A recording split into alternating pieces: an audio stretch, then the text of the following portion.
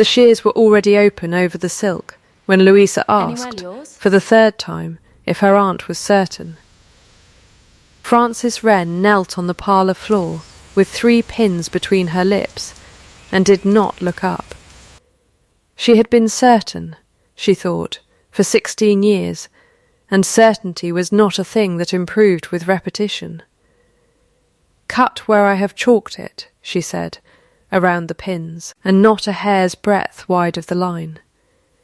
She did not yet know, kneeling there with the ivory silk pooled cool across her knees, that the fabric would be cut only twice more before a letter arrived to unmake every quiet arrangement she had made with her own heart.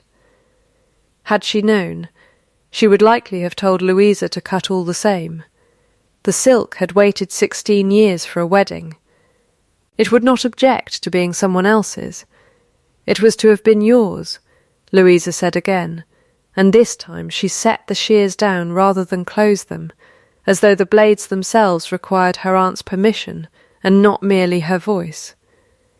"Mamma says you bought it the year you turned 19. I don't like to be the one who, you dislike a great many things you have never tried," Frances said, and took the pins from her mouth one by one, laying them in a neat row along her sleeve, the way she laid figures in a column before she added them. "The silk has sat in a chest for 16 years, doing nothing more useful than yellowing. I would rather it clothed a bride than a memory. It was, in its way, a lie of the driest kind, the sort she specialised in, true in every particular and false in the thing it did not say. The silk was ivory shot through with the faintest thread of silver, the exact colour of a June morning before the heat came up, and she had chosen it herself at 19 years old with a joy so complete she had not thought to be ashamed of it. She had been engaged, that June, to a man 3 years her senior with quiet hands and a laugh he seemed always faintly surprised to have produced. He had gone north in July to bury his elder brother, and had returned a fortnight later, a different man in every respect but his face, and had written her one letter, 4 lines, cold as a debt called in, releasing her from an understanding he said had been a boy's mistake. She had folded that letter into the same chest as the silk, and had not, in 16 years, taken either out to look at closely. Some griefs one keeps not because they are precious, but because throwing them away would require touching them first. "Well," said Louisa, taking up the shears again, satisfied by whatever she read in her aunt's face, which was, as always, very little. "I shall try not to waste an inch of it. Mamma says Mr. Price's mother wore silver grey to her own wedding, and looked, in the portrait, like a very expensive fish. Your mother," Frances said, "has never once in her life let charity slow her tongue, and there was, in the set of her mouth, the particular dryness that passed in the Wren household for laughter. They had 3 weeks, 21 days to be exact, for Frances kept the accounting of days the way she kept the accounting of everything else in the house, in a small neat hand no one else could read at speed. Louisa's wedding to Mr. Edmund Price was fixed for Michaelmas, the banns already once called, the church already spoken for, the whole machinery of a country wedding grinding forward with the specific. Cheerful relentlessness of a thing that cannot be stopped once it has properly begun. It was, everyone agreed, a good match. Mr. Price was neither rich nor poor, but comfortably situated, kind in the unremarkable way of men, who have never had to be otherwise, and visibly besotted in a fashion that made Mrs. Margaret Wren dab her eyes at dinner, and made Frances, privately, glad on her niece's behalf, in the particular ferocious way of a woman who has decided long ago that other people's happiness will have to serve in place of her own. She did not resent it. That was the strange, hard-won truth of her 35th year. She had built her peace so carefully, brick by unglamorous brick, out of ledgers and linen counts and the small daily governance of a house that could not otherwise have kept its own accounts straight, that she had very nearly stopped noticing the shape of the thing she had built it to cover. Very nearly. Aunt Frances. Louisa had gone still, the shears resting flat against the silk, unopened. You're smiling at nothing again. I am smiling at thrift, Frances said. It is one of the great satisfactions available to a woman of my years. Cut the sleeve first. If you ruin the bodice, we can still call it a fichu, and no one but your mother will know the difference. Louisa laughed, a bright, unguarded sound, the sound of a girl who had never yet had reason to guard anything, and bent to her work, and the shears went through the silk with a sound like a long, slow breath let out after being held too long. Frances watched the first cut fall away onto the floorboards, a curved sliver of ivory no bigger than a leaf, and felt something in her chest do the same thing the silk had just done, open, very quietly, along a line drawn 16 years before, and let a little air in that had not been there in a long time. She told herself it was nothing. She was very good at telling herself things, and had had a great deal of practice. She did not know that the letter was already 3 days on the road toward her, in a hand she would recognise before she had read a single word of it, because some hands are written on the body the way a scar is, long after the wound has closed. The house was called Fenhallow, and it was neither grand nor genteelly shabby, but somewhere honestly between the two, which was, Frances often thought, the truest description of the family that lived in it. Her brother Thomas had died 10 years past, leaving a widow, a daughter not yet out of the schoolroom, and an estate just solvent enough to require careful management, and just precarious enough that careless management would sink it entirely. Frances had taken up the ledgers within a month of the funeral, not because anyone had asked her to, but because she had watched her sister-in-law attempt to reconcile a column of figures, and weep before reaching the bottom of the page, and some people are born to be comforted, and others are born to comfort, and Frances had known from a young age which she was. You keep this house the way a physician keeps a patient, Mrs. Margaret Wren told her once, not unkindly, always taking its pulse, never trusting it to breathe on its own, and Frances had said only that a house which was not watched had a way of quietly dying, which was true of physicians' patients as well, and Margaret had not argued the point. It was Margaret who came into the parlour now, drawn by the sound of the shears, and stood in the doorway with the particular soft-eyed helplessness she brought to every occasion involving cloth, money, or grief, which was to say most occasions in that house. "Oh," she said, pressing one hand to the door-frame as though she required its support. "Oh, Frances, are you quite sure? It seems a cruelty to the girl you were." "The girl I was," Frances said, without looking up from the pins, would have wanted the silk worn rather than hoarded. She was never especially sentimental. That came later, and I have mostly cured myself of it. She smoothed the cut edge flat with her palm, the way she smoothed a ledger page before closing an argument on it. "McElmus will not wait on any of our feelings, Margaret. Best the silk not wait either." Outside, in the elm by the drive, a wren was singing, not, Frances liked to think, in any particular honour of the family name, though the coincidence had amused her brother once, and she had never quite let it go. A small, defiant, ordinary song, repeated 3 times over, as though the bird had said its whole opinion of the world, and intended to keep saying it until someone agreed. She did not know that within the month she would hear that same bird sing under circumstances that would make her laugh aloud for the first time in longer than she cared to count, nor that the letter now crossing 2 counties toward her would arrive not gently, as letters are meant to, but like a hand closing over hers in the dark, familiar before she had time to be afraid of it.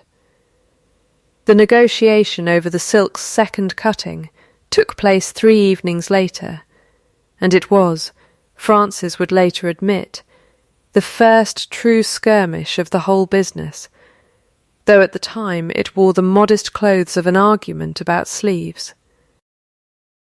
"You have cut the bodice a full inch too narrow," she said, holding the half-made gown up to the window light, where the flaws in any seam showed themselves without mercy. "Louisa, I love you as I would my own daughter, had I one, but you sew the way you dance, with great enthusiasm and no attention whatsoever to where your feet are going. Mrs. Coyle says the same," Louisa said, unrepentant, though she says it about my temper rather than my sleeves. "Mrs. Coyle," said a voice from the doorway, dry as a biscuit left too long in the tin, "says a great many true things, and is rewarded for it with being quoted behind her back instead of listened to in front of it." Tabitha Coyle had kept house at Fenhallow for 26 years, long enough to have buried one master, raised one mistress from the cradle, and formed opinions about every soul who had crossed the threshold in between.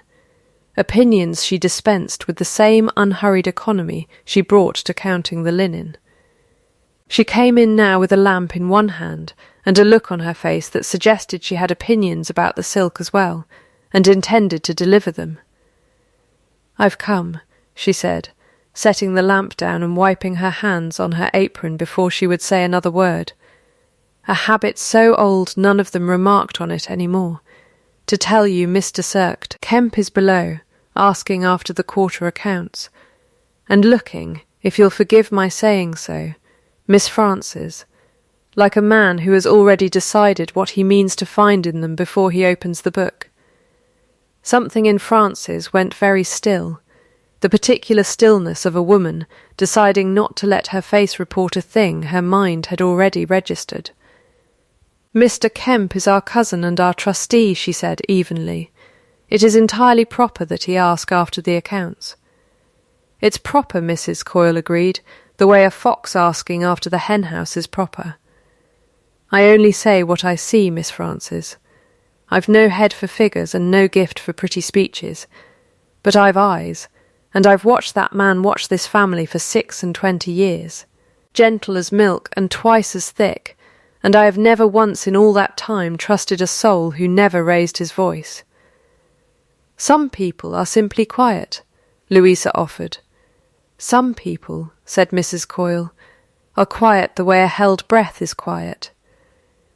There's a difference, and you'll learn it, child, though I hope not at cost."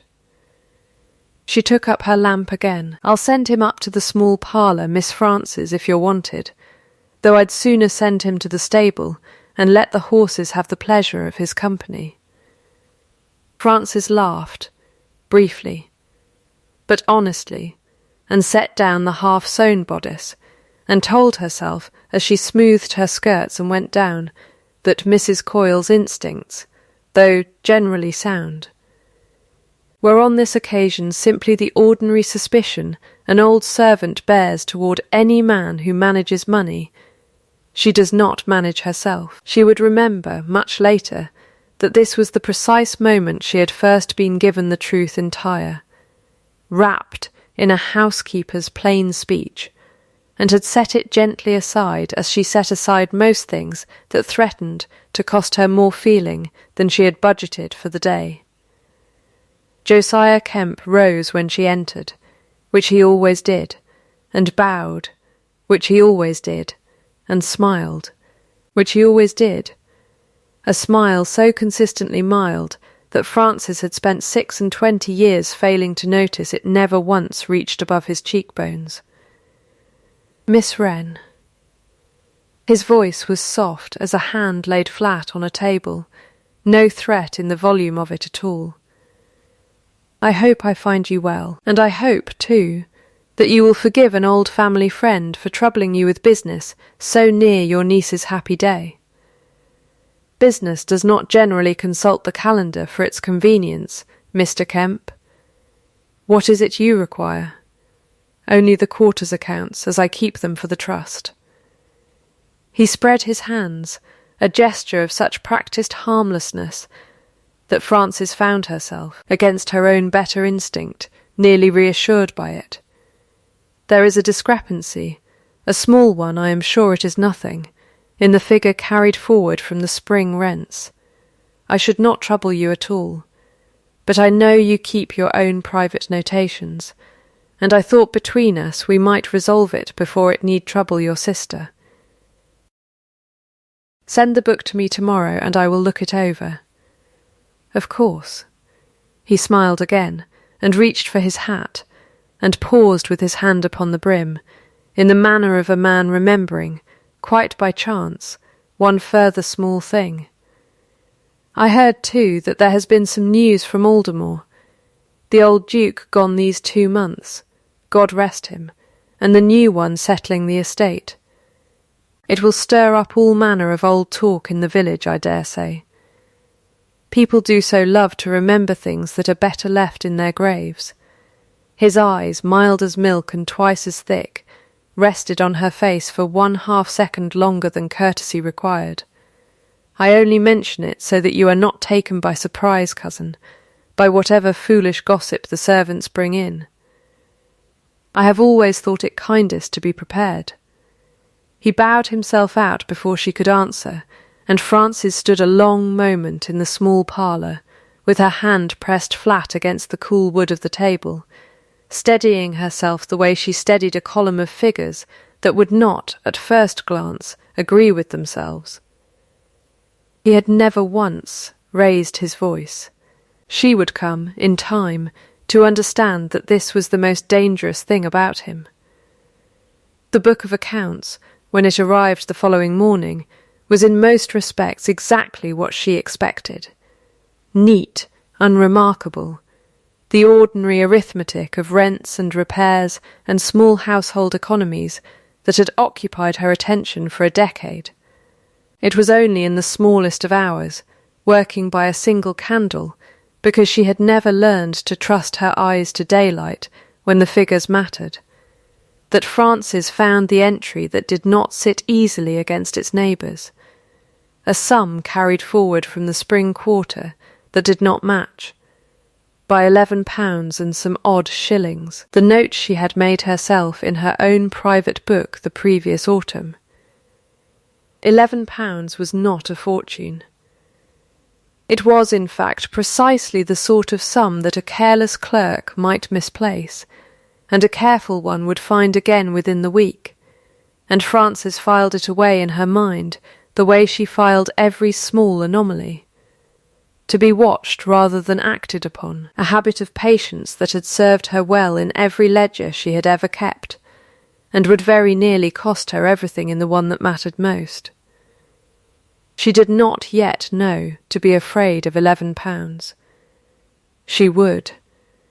Nor did she know, blowing out her candle at last and climbing the stairs past a house gone dark and quiet around her, that the letter from Aldermore had that same evening reached the receiving office at Whitmarsh, and lay now in a locked drawer awaiting the morning post, in a hand she had once known better than her own, and that the man who held the key to that drawer, and to a great many other things besides, had already begun, with the softest of voices, to decide what truths might safely be allowed to reach her, and what truths, for everyone's comfort, would not. The intimacy of ledgers is not a thing often spoken of, but Frances had come, over 10 quiet years, to regard the hour after supper, when the house had settled and the candles burned low, and only she and, as often as not, her niece remained awake over the study table, as the truest privacy she possessed.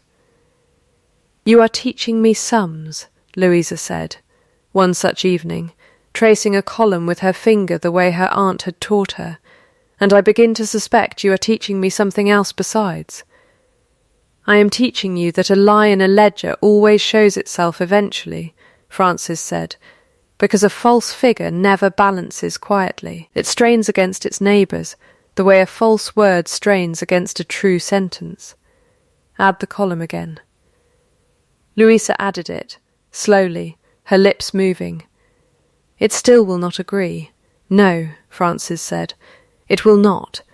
That £11 has not resolved itself in a fortnight, and I begin to think it will require asking rather than waiting. Ask Mr. Kemp? Ask Mr. Kemp. Francis closed the book, squared its corners against the table's edge with both hands. A small, precise gesture she performed without noticing she performed it. The way she closed every conversation she was not yet ready to have aloud. Though I confess I would rather ask him a great many other questions first, if I could find the courage or the cause. Such as?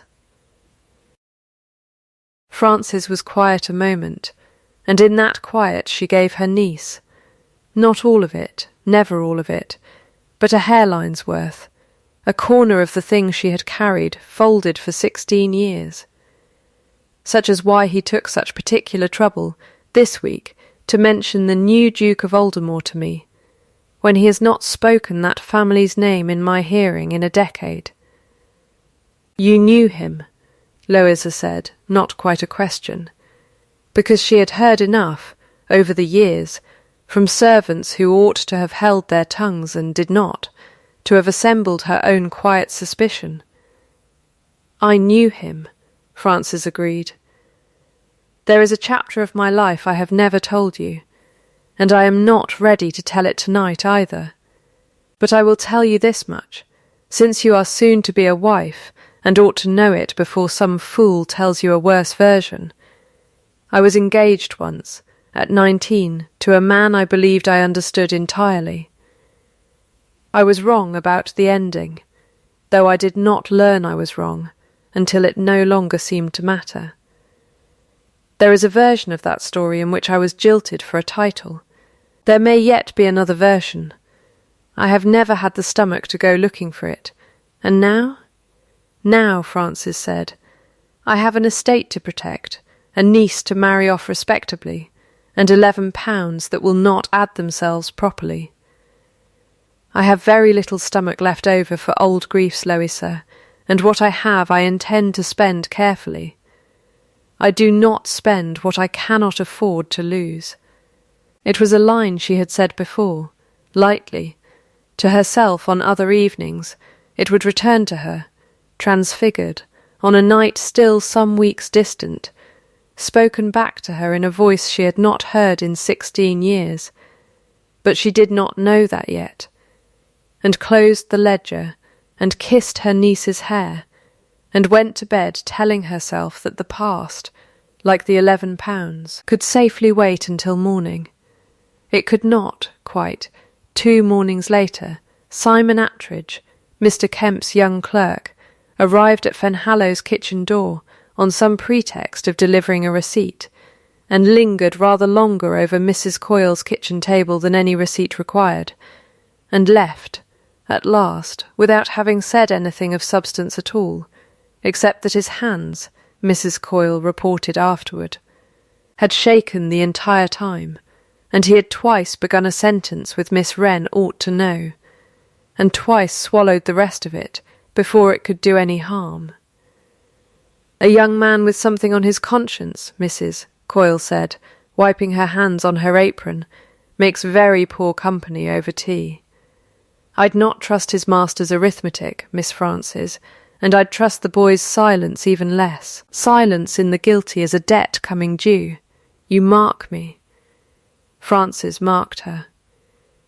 She filed the boy's shaking hands away beside the £11, and the 2 mild smile, 3 small stones gathering quietly at the bottom of a still pond, and told herself, as she had told herself of every warning that autumn, that she would attend to them when she had proof rather than instinct to attend with.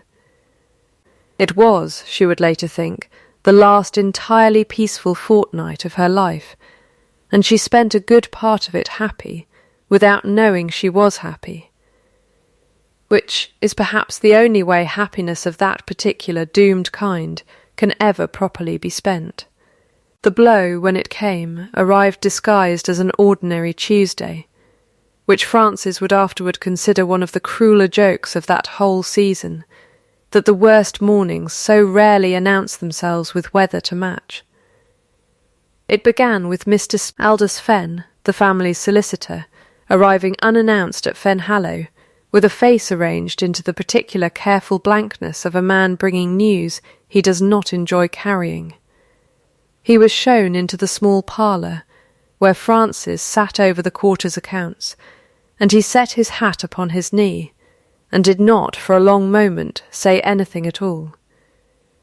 "Miss Fenn," Francis said, "you have the look of a man who has come to tell me the roof wants mending. I wish it were the roof." He tapped his pen twice against his knee, a habit of his, the small dry sound of a gavel falling in miniature. "Miss Wren, I have had a letter from Mr. Kemp regarding certain irregularities in the trust accounts. He has asked me, as the family's man of business, to look into them discreetly, before the matter must be laid before your sister-in-law." He paused. "The irregularities, Miss Wren, appear to trace to entries made in your own hand." The stillness that came over Francis then was not composure so much as the sensation of watching a familiar floor give way beneath her without any accompanying sound of breaking. "That is not possible," she said, and heard, distantly, how calm her own voice remained, the way a bell continues to ring true even as it is struck. "I do not say it is true," Fenn said, gently. "I say it is what the book appears to show. There are marginal notes, corrections, additions, in a hand very like your own, against sums that do not, upon close examination, account for themselves honestly. Mr. Kemp is, I will say, most reluctant to believe it of you. He asked me most particularly to handle the matter with all possible gentleness, for your sake and your family's." "How considerate of him," Francis said, and the dryness in her voice was the only outward sign of the thing turning over, cold and slow, in her chest, the memory, sudden and entire, of every evening she had sat at that same table correcting Margaret's arithmetic, in the margins of Kemp's own book, in kindness, in the ordinary unthinking helpfulness that had never once seemed to require permission, because it had never once seemed to matter whose hand made the correction, so long as the sum came right at the bottom of the page. She had, without ever meaning to, spent 10 years teaching her own handwriting to a book that would one day be turned against her. "I have corrected entries in that ledger for years, Mr. Fenn, at my sister's request and in plain sight of the household. If my hand appears against a sum, it is because I found the sum in error and mended it. I have taken nothing. I have, if anything, prevented a great deal from being taken." Even as she said it, she heard how it sounded, the precise, practised defence of a woman who has, in fact, had a decade's unsupervised access to the very book now under suspicion. "I believe you," Fenn said, and had the grace to say it without hesitation. "But belief, Miss Wren, is not proof.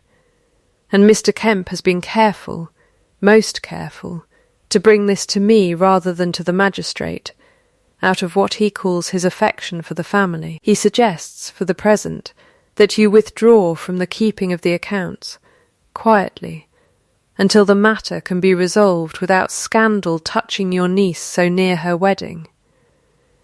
Withdraw, it was such a soft word for what it meant.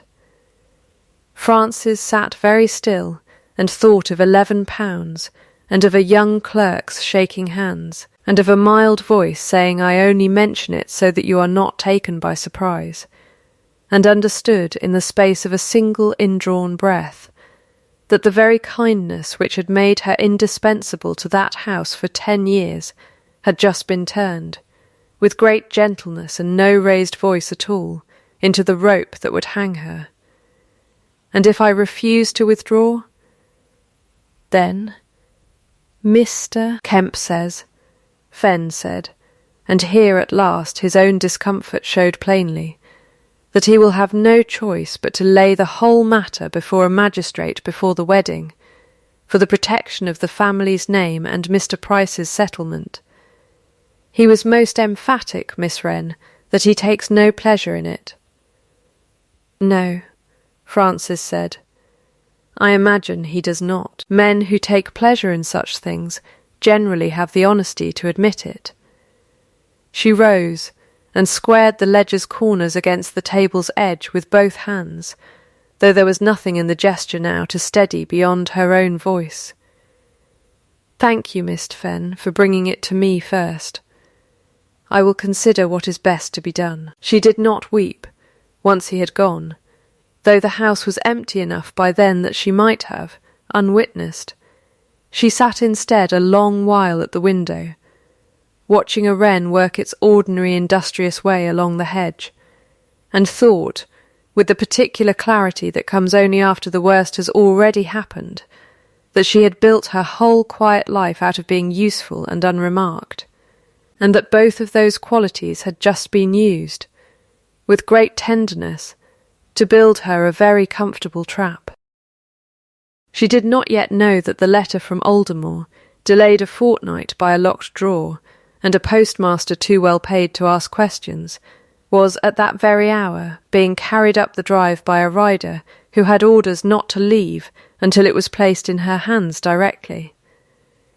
The offer came 2 days later, and it came with a fittingness Francis almost admired from Kemp himself, delivered in the small parlour with the same mild face he brought to every occasion, as though ruin were merely another entry to be reconciled quietly between cousins. I have thought a great deal on how best to spare you, Francis. He had never, in 26 years, called her by her given name before, and the intimacy of it sat on her like a hand laid too familiarly on her shoulder. A magistrate's inquiry so near Louisa's wedding would be a disaster none of us could survive gracefully, least of all the child, who has done nothing to deserve it. But if you were to remove yourself quietly, before the banns are read a 3rd time, take a small annuity, say, and a cottage in some pleasant county at a comfortable distance, the whole matter might be allowed to close itself without ever troubling a court, or your sister's peace, or the girl's happiness. He folded his hands. I would see to the annuity myself. Generously, no one need ever know there was a question at all. You are offering, Francis said, very evenly, to purchase my silence with my own disgrace, and call it mercy. I am offering to spare you a public shame you have not, I am certain, entirely earned, he said, and here, for the first time in 26 years, something moved behind the mildness of his eyes, quick and unreadable as a fish beneath ice. Consider it a kindness between family. Francis, I have never wished you harm. You have never raised your voice to threaten me, she said, which I begin to understand is not at all the same thing. She stood, and found her hands entirely steady, which surprised her more than anything else that dreadful week. I will not take your annuity, Mr. Kemp. I will not remove myself quietly. If you believe me a thief, then bring your magistrate, and let him examine every page of that book in whatever light he chooses, because I have nothing in it to fear, and I begin to wonder very much what you do. Something flickered again, and was gone, folded back beneath the mild smile, as neatly as a letter returned to its envelope. You always were a proud woman, Francis. It is, if I may say so, the one extravagance you have ever permitted yourself. He took up his hat. I had hoped to spare you the cost of it. I am sorry you will not let me. She let him go without another word, and stood a long while after in the emptied room, shaking now that there was no one left to see it, and thought that she had just refused the only bribe she was ever likely to be offered, and that it had cost her, in that single quarter hour, more than the £11, more than the 11 years of ledgers, more perhaps than she yet knew how to count, and that she would not, even so, have taken it back. Pride, she thought, was indeed an extravagance. She found she did not regret the expense. The magistrate did not come that week, nor the next, which was itself a kind of torment, the waiting worse in its way than the accusation, because Kemp had judged, correctly, that a slow ruin frightens a proud woman more thoroughly than a swift one. Word crept out regardless, as word always does in houses with servants who love their mistress more than they fear her enemies. By the second week even the village had begun to speak, in the careful, delighted undertones villages, reserved for a scandal not quite confirmed, of Miss Wren and the missing quarter's rents. It was Mrs. Coyle who came to her, on the 9th such evening, wiping her hands on her apron in the doorway of the small parlour where Francis sat, dry-eyed and perfectly still, over a ledger she had stopped pretending to read an hour before. "You'll not cry in front of me," Mrs. Coyle said, "because you've decided crying is a debt you can't afford to owe anyone. I've watched you decide it for 26 years. But I'll tell you what I told your brother once, God rest him, when he thought the whole world had turned against this house. A thing looked at straight on is never so large as a thing glimpsed sideways. You want to stop glimpsing Mr. Kemp sideways, Miss Frances, and look at him straight. I have looked at him quite straight, Tabitha. I have simply not yet found where to catch him.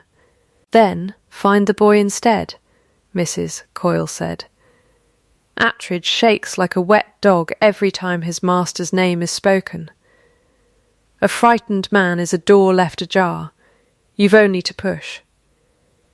Francis considered this a long while after the housekeeper had gone, and might, in the ordinary run of things, have found the courage within the week to act on it. But the ordinary run of things ended 2 mornings later, when Margaret Wren came down to breakfast with her eyes red and her hands trembling around a single folded sheet, and said, in a voice gone thin with fright, that Mr. Price's father had written to postpone the wedding, having heard, from a source he declined to name, that there was a question of dishonesty in the bride's family not yet resolved, and that no respectable man would settle his son's fortune upon a house under such a shadow.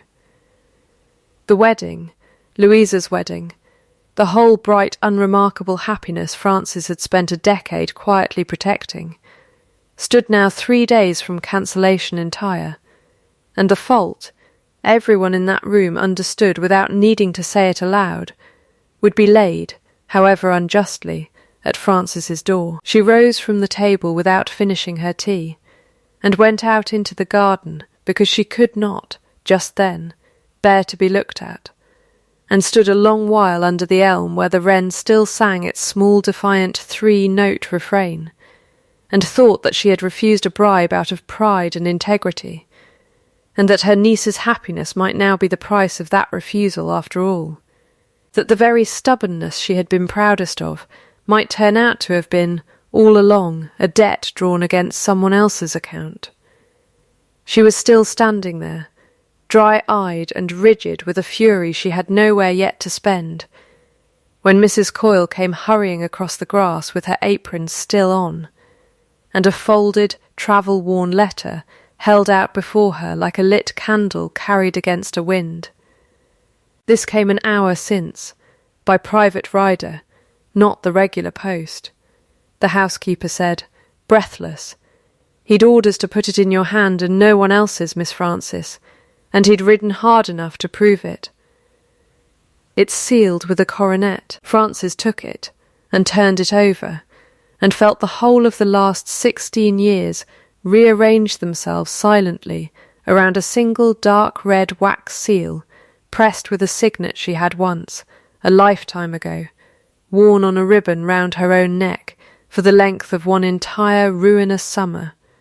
And she stood in the cooling garden with her brother's wren singing overhead, and did not, for a long moment, dare to break it, because she understood, with the sudden clarity of the truly frightened, that whatever this letter said, it would either save everything or finish what Kemp had already begun, and that she had no way on earth of knowing, until she opened it, which she broke the seal with hands that did not this once remain steady at all. The hand was his. She would have known it blind, by the particular impatient slant of the capitals, the way she would have known his step on gravel after 16 years of silence. And the first line undid, in full words, everything she had spent 16 years believing. I never released you. She read it twice standing in the garden, and a third time sitting on the cold stone bench beneath the elm, while Mrs. Coyle hovered at a discreet distance pretending to inspect the hedge. Julian Hartley, Duke of Aldermore these 2 months past, wrote in a hand-grown surer and heavier with age, but no less urgent than the boy's hand she remembered, that his father had come to him the week after his brother's funeral and told him, without apology, that the Wren estate stood so deep in debt to a moneylender the old Duke himself controlled that a single word from him would see Thomas Wren's family turned out of Fenhallow within the month, unless Julian broke the engagement at once, absolutely, and never wrote to her again. That the letter of release she had received had been dictated, nearly word for word, at his father's elbow, with the debt papers laid open on the desk between them as proof of what refusal would cost.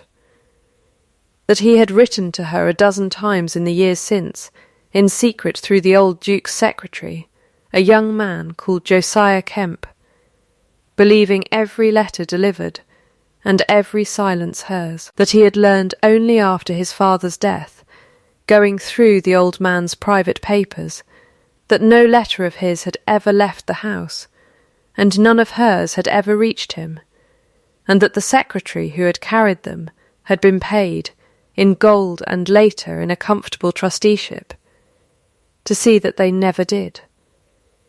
I do not ask you to forgive 16 years in a single letter, Francis. I ask only that you let this reach you before whatever comes next reaches you first, because I begin to fear, from what little news travels this far, that Kemp's hands are not yet finished with your family, and I would rather you knew the truth of him from me than learn it, too late, from him.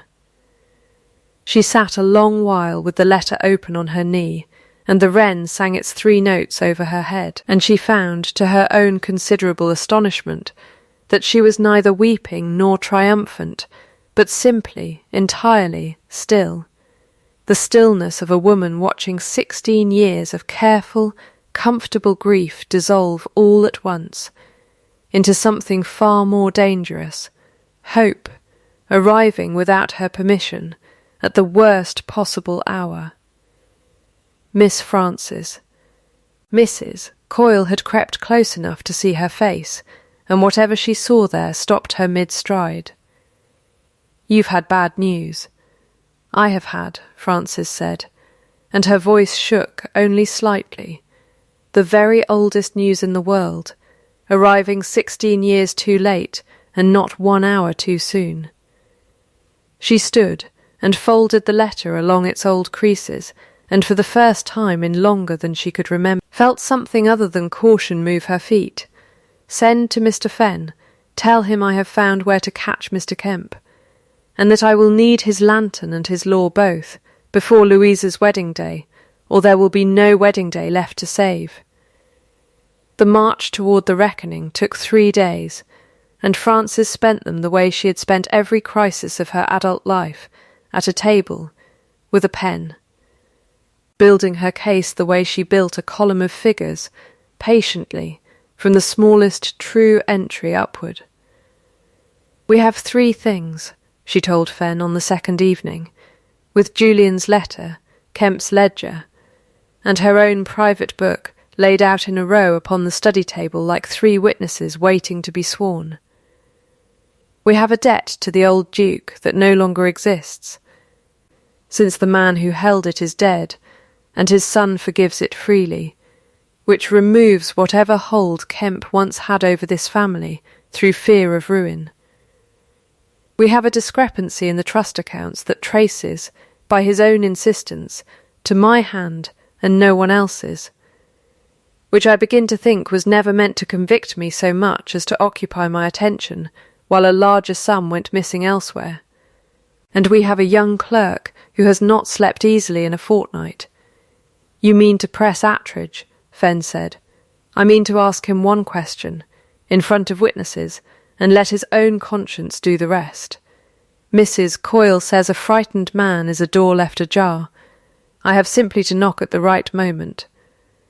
Julian himself arrived at Fenhallow that same evening. Having ridden the whole distance from Aldermore within a day of her answer reaching him, and Frances met him in the small parlour, with a composure that cost her more than either of them let show. He was heavier through the shoulder than the boy she remembered, and greyer at the temple, and there was a scar across 2 knuckles of his right hand that had not been there before. A mark. She would learn later, of years spent mending his own fences and breaking his own horses rather than delegate the labour, a habit his father had despised in him, and which Frances found, on sight, she could not stop looking at. "You came," she said, which was not at all what she had meant to say first. "I would have come 16 years ago," he said, "had I known there was any coming to be done." He did not reach for her hand, though his own closed, she noticed, around something in his coat pocket, a ring, she would learn, his father's signet, which he had taken to carrying rather than wearing since the funeral, as though he had not yet decided what the old man's authority ought to become in his own hands. "I am told your niece's wedding stands 3 days from ruin, and that the man responsible is the same man who stole 16 years from both of us. I find I am not in a mood to be gentle with him, Frances, though I understand gentleness is rather more your habit than mine. My habit," Frances said, "has served this family a decade. I do not intend to abandon it now, only to sharpen it." She looked at him a long moment, weighing 16 years against 3 days, and found, to her own surprise, that the weighing cost her far less than she had feared. "Kemp will come to Louisa's wedding breakfast, Julian, because he cannot afford not to. The annuity he offered me depended on my quiet removal before it, and my refusal has left him with no choice but to attend and hope his ledger holds. I mean to have Mr. Fenn and the magistrate's clerk present, and Attridge somewhere he cannot bolt from, and your letter read aloud where the whole village can hear it, before a single vow is spoken over my niece. And if he does not crack, then he will have to explain, before witnesses, in the light, why an honest trustee keeps a locked strong-box in his study to which even his own clerk has never been given the key," Frances said. "Mrs. Coyle has already told me where it is kept. I have simply been waiting for a reason good enough to ask someone to open it." Julian looked at her then, with an expression she remembered, faintly, from a June morning 16 years gone. Not admiration exactly, but something steadier and more startled than admiration. The look of a man recognising, late, that he had underestimated entirely what he once thought he possessed. "You have built quite a case for a woman with no head, your cousin tells everyone, for anything beyond a household ledger." "I have had 16 years of quiet practice," Frances said, "at being underestimated. I find it a considerable advantage when the moment finally comes to stop allowing it." That night, walking the garden alone before the house settled. She heard the wren sing once more from the dark of the hedge, 3 notes repeated, ordinary and entire, and thought that whatever came at the wedding breakfast she would meet it standing, because she had spent 16 years learning how, and did not intend to have wasted the lesson. The wedding breakfast was held in the long room at Fenhallow, garlanded for a happier occasion than the one it was about to become, and Louisa stood at the centre of it in her ivory silk, cut and sewn by her own unsteady, well-meaning hand, radiant and entirely unaware that the room around her had been quietly arranged, place by place, into a courtroom. Kemp arrived precisely on time, in his good grey coat, and bowed to Margaret, and smiled at Louisa, and it was only when his eyes found Francis standing beside a tall, grave, unfamiliar gentleman in Aldermore blue, that something behind the mildness of his face went, for the first time in 26 years, entirely still. "Your Grace," he said, recovering himself with admirable speed, and bowed again, lower, "we are honoured." "I had not known you were acquainted with this family. I was engaged to this family's aunt 16 years ago," Julian said, without preamble, in a voice pitched to carry to every corner of the long room, without ever once rising, though I did not learn until 2 months since that the letter releasing her from that engagement was written at my father's dictation, and that every letter I sent to her afterward, and every letter she sent to me, was intercepted before it could do either of us any good. I understand you served as my father's secretary in those years, Mr. Kemp. The room had gone very quiet. Fenn tapped his pen twice against the table, the small dry sound of a gavel falling, and said, into the silence, "Perhaps we might all sit." No one sat. "I carried a great many letters in those years," Kemp said, and his voice, for the first time, had lost some fraction of its milkiness, gone thin and careful, as any secretary does. "I cannot account for the fate of every one." "You can account for this one," Francis said, and set Julian's most recent letter upon the table before him, unfolded, the coronet seal broken. "And you can account, too, for the second book of accounts Mrs. Coyle tells me is kept locked in your study, alongside a bundle of letters tied in hyacinth blue ribbon. The same ribbon, Miss Kemp, my own mother used to tie every letter she ever sent me, so that I should know her hand before I broke the seal. I wonder how such a ribbon came to be in your keeping, unless it once bound letters that were never delivered.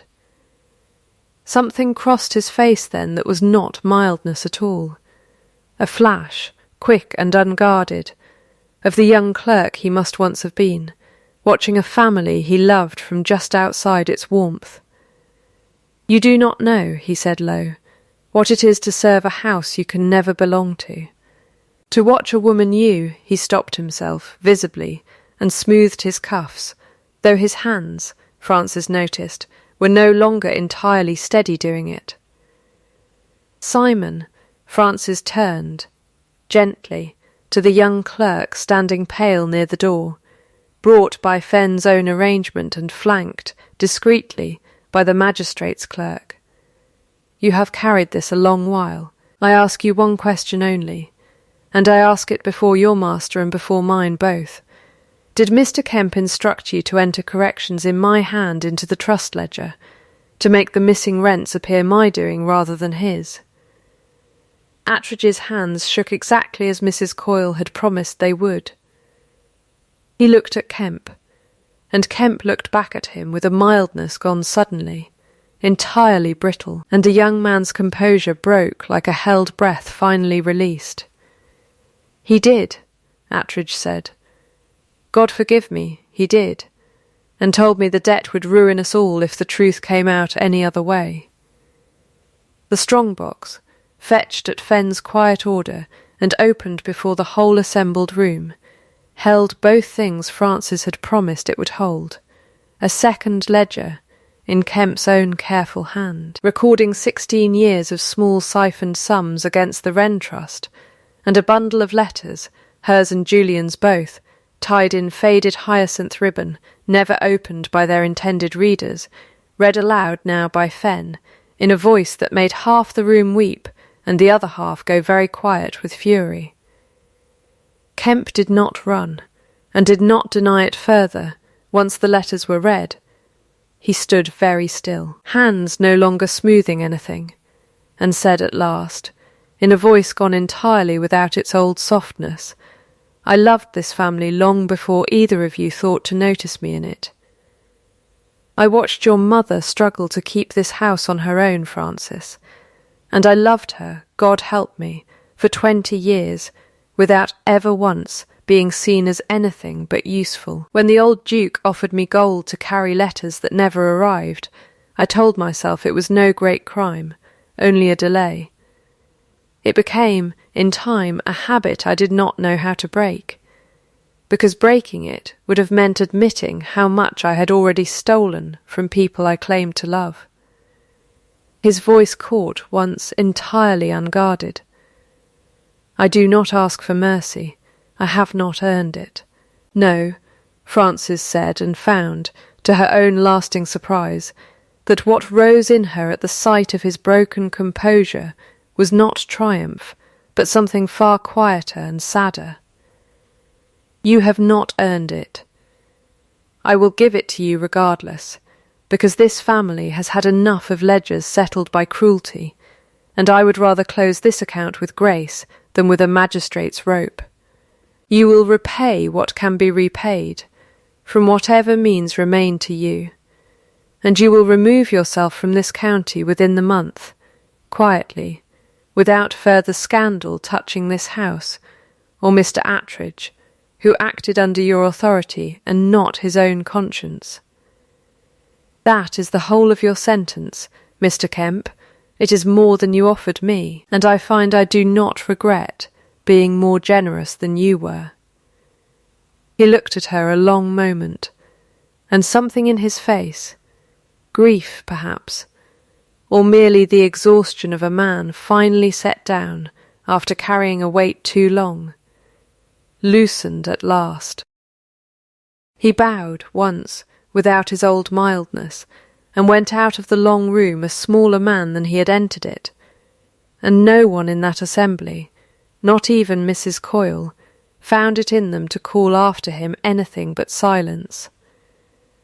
Louisa's wedding, delayed by scarcely an hour, went forward that same afternoon under a sky just clearing after a brief hard rain, Mr. Price's father having withdrawn his objection the moment Fenn laid the truth before him in writing, and Lady Cordelia Fenwick, who had come, uninvited and cool, expecting to find her own long-presumed understanding with the new Duke confirmed by scandal, and found instead a truth that undid it entirely, surprised the whole room by being the first, after the vows, to embrace Louisa and wish her joy, saying only, to Frances, with a wry and not unkind smile, "I find I would rather be known as a woman who let a good thing go gracefully than one who clung to a thing that was never truly hers.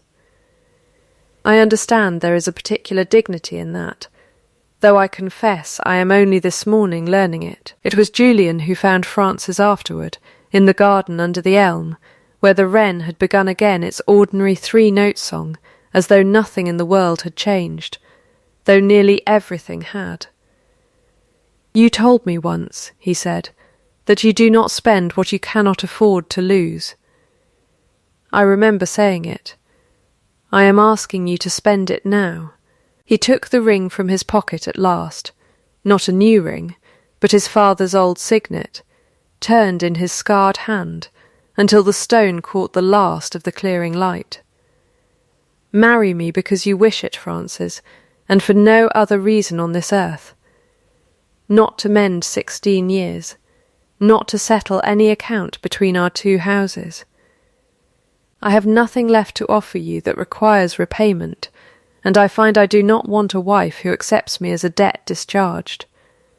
I want one who accepts me as a gift, freely given, which she is under no obligation whatsoever to keep. Frances stood a long moment beneath the elm, the wren singing its small unbothered refrain above her, and thought of the silk cut down for another woman's wedding, and the ledger closed at last, on a debt 16 years overdue, and found that her hands, for the first time in longer than she could remember, were entirely steady with joy rather than composure. "I can afford this," she said. "I find, to my very great surprise, that it is the one extravagance I have been saving for my whole life." They were married quietly, within the month, in the same small church, with no silk cut down for the occasion at all. Frances wore grey, at her own insistence, and told Mrs. Coyle, who wept openly through the whole brief ceremony, and did not trouble to hide it, that she had had quite enough of ivory for one lifetime, and preferred, now, a colour that suited a woman who had finally stopped waiting for anything. The ledger of that autumn's fates settled itself, in time, the way true accounts always do. Simon Attridge, cleared of any willing part in Kemp's fraud, was given a clerkship of his own at Fenn's recommendation, and made within 2 years a name for scrupulous honesty that some in the village said was penance and others, more kindly, said was simply his true nature finally given room to show itself. Lady Cordelia Fenwick married, the following spring, a quiet widowed baronet with 3 motherless children, and a genuine liking for her company, and wrote to Frances on the occasion that she had never in her life been so grateful to have lost a bargain she had not truly wanted to win. Josiah Kemp removed to a distant county as promised, and sent, twice yearly for the rest of his life, small sums against his debt and shorter letters that grew, over the years, less bitter and more merely tired, until the last of them, some years on, contained only a single line of thanks for a mercy he said he had spent every year since trying, and failing, to feel he deserved. Mrs. Tabitha Coyle stayed on at Fenhallow until her own last day, and was fond, in her extreme old age, of telling any new housemaid who would listen that she had known the whole truth of Mr. Kemp from the very first evening she wiped her hands on her apron and said so, and that no one had believed her, and that this, she said, was the way of the world entire, and always would be. A year turned, nearly to the week. Frances stood once more in the small parlour at Fenhallow, ivory silk unrolled across the table before her, a new length this time, bought without ceremony for no occasion but her own pleasure in the colour, while a girl not her own, the daughter of a tenant family Julian's charity, had lately raised out of debt, held the shears open above it, hesitating. "Are you quite certain, Your Grace?" the girl asked.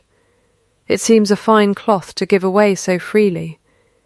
"It was never wasted," Frances said, smoothing the silk flat with her palm the way she had once smoothed a ledger before closing an argument on it, only waiting for the right hands to cut it. "Cut where I have chalked it, and not a hair's breadth wide of the line." Outside the window, in the same old elm, a wren sang its 3 ordinary notes, exactly as it had a year before, and exactly as it would, she suspected, for a good while yet, because some things, once they have found their proper place in the world, are content simply to keep singing it. And if this story warmed you, if you found yourself, somewhere in that long, quiet wait for a letter to arrive, hoping as hard as Frances had almost forgotten how to hope, then stay a while longer by this fire with me. There's a chair kept warm here, and a kettle that never quite goes cold, for anyone who loves a story where patience is finally, properly repaid. Tell me, in the space below, which moment stayed with you longest, the silk under the shears, the letter breaking its old seal, or the ledger finely balanced in the light before witnesses. And if you'd like to be here the next time a door creaks open on an old truth, keep your place at the hearth, and subscribe. I'd be glad of the company. Until then, be patient with your own long-waited letters, and gentle with whoever it is still keeping your silk folded away, unspent.